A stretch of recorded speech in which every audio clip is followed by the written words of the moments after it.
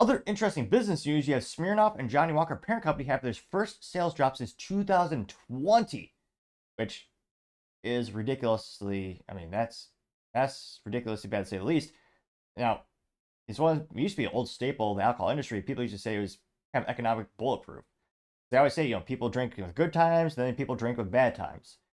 It was one of the things where, historically speaking, in terms, and again, not financial advice, but overwhelming majority of the time, alcohol sales are pretty good, if not increasing throughout history.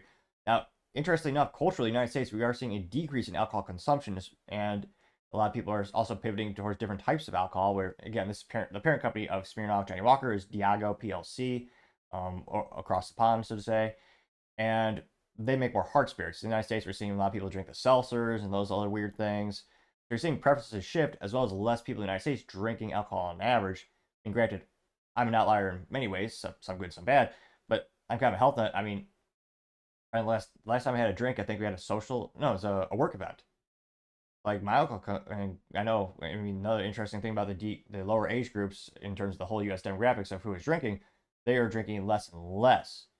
So it's interesting. I think it's partially because the economy maybe is just so bad people aren't drinking as much. But yeah, this is pretty unprecedented. Now this comes to us thanks to MarketScreener.com, which again, this is a Diageo.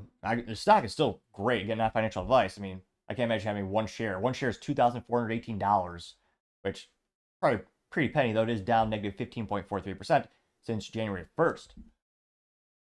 Now, again, this is by Andrea Figaros. He's right over there. They say, quote, spirits manufacturer Diageo expects demand to remain soft after consumers in North America and Latin America pulled back spending on alcohol in its last fiscal year, weighing on sales. The UK company, which counts, aka owns the manufacturers, Johnny Walker, Guinness, and Smirnoff, among its brands, booked a net sales of $20.27 billion for the their fiscal year ended June 30th. That was down 1.4% over a year. Analysts had forecasted sales of $20.24 billion, according to a poll compiled by Visible Alpha. Diageo said organic net sales in America fell 2.5% due to weak demand and the negative effect of inventory replenishment from the previous year. Like rivals, Diageo is grappling with more subdued demand for alcohol after a surge in sales during the pandemic, which led to high inventories, particularly in the U.S. You also have Chris Bucket saying he was head of researcher at Quitler Cheviot, sorry. Here's what's on my mind, maybe. But it says North America has experienced consumer weakness, which is not an isolated issue, but one has observed across several countries. So looks like they're not doing so great over there. And again, what used to be a darn near bulletproof industry is actually struggling. And we do see a lot of these, beverage manufacturers investing in other categories. I know in places like San Francisco, you also have the cannabis infused beverages that are increasing in popularity. And people are drinking a lot more bottled and canned water these days. Another thing that, again, Liquid Death is now valued at over $1 billion.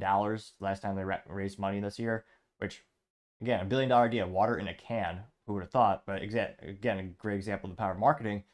It will be interesting to see what's the future in terms of are more and more people. I mean, when will alcohol sales take up for these folks? Is this category of alcohol just declining, for all foreseen future? I mean, out of curiosity, let me know. When's the last time you actually had one of their products? I mean, you had a Guinness or a Smirnoff, or Johnny Walker.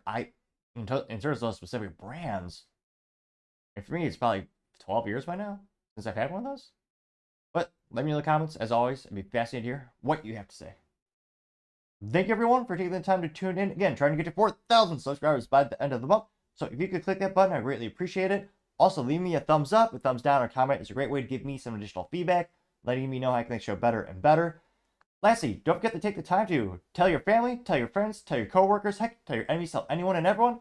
Just stay safe, fight the good fight.